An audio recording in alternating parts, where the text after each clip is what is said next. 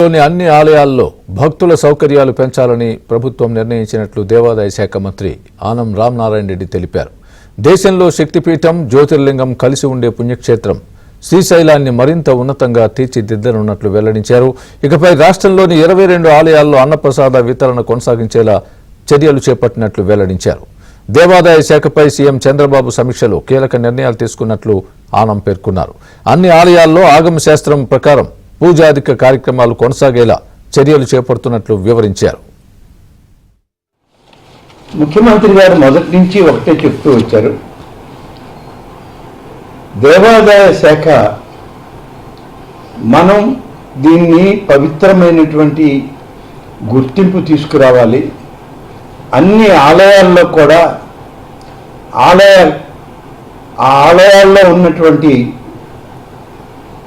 స్వామివార్లకు కానీ అమ్మవార్లకు కానీ వైభవోపేతంగా అక్కడ కార్యక్రమాలు నిర్వహించబడాలి. వారి పూజాది కార్యక్రమాలన్నీ ఆగమ పండితుల యొక్క ఆధ్వర్యంలోనే జరగాలి. ఇందులో ప్రభుత్వ అధికారుల ప్రమేయం ఉండకూడదని వారు చాలా స్పష్టంగా చెప్పడం జరిగింది. తీర్చిదిద్దడానికి అటు జ్యోతిర్లింగం ఇటు శక్తిపీఠం రెండూ కలిపినటువంటి ఒకే ప్రాంగణంలో ఉన్నటువంటిది భారతదేశంలో ఎక్కడైనా ఏదైనా ఉంది అంటే కృష్ణానది పరివాహక ప్రాంతంలో ఉన్న శ్రీశైల మల్లికార్జున స్వామి భ్రమరాంబికా దేవుల యొక్క ఆలయం ఒక్కటే.